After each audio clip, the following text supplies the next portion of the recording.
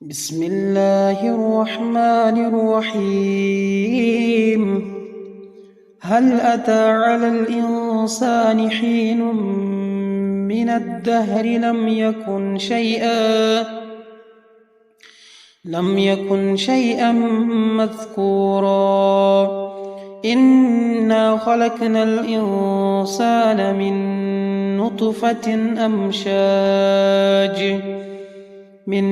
نطفة أمشاج نبتليه فجعلناه سميعا بصيرا. إنا هديناه السبيل إما شاكرا وإما كفورا. إنا أعتدنا للكافرين سلاسلا وأغلالا وسعيرا. إن الأبرار يشربون من كأس كان مزاجها كافورا. عينا يشرب بها عباد الله يفجرونها تفجيرا. يوفون بالنذر ويخافون يوما كان شره مستطيرا. ويطعمون الطعام على حبه مسكينا ويتيما وأسيرا. إنما نطعمكم لوجه الله لا نريد منكم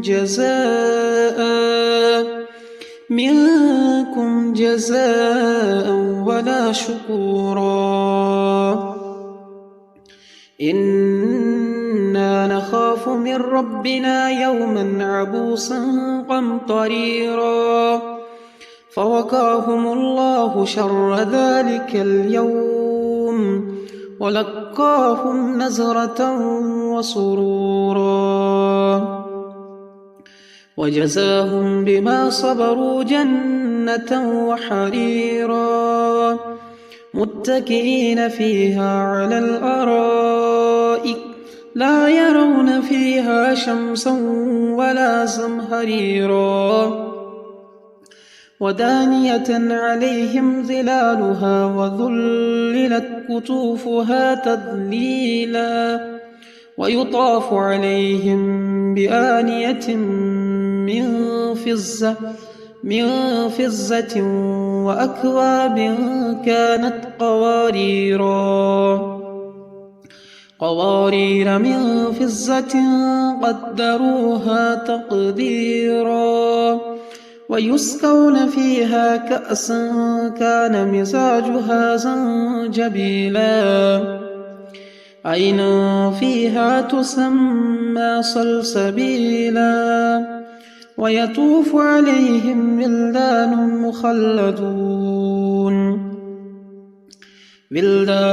مخلدون إذا رأيتهم حسبتهم لؤلؤا منثورا.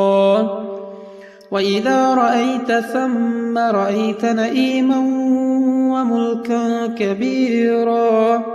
عاليهم ثياب سندس خضر واستبرق وحلوا وسابر من فضة وسقاهم ربهم شرابا طهورا.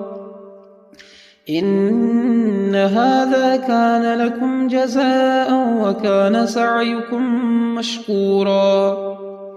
إنا نحن نزلنا عليك القرآن تنزيلا.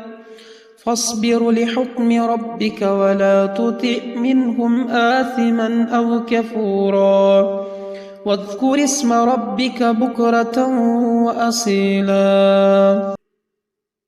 ومن الليل فاسجد له وسبحه ليلا طويلا.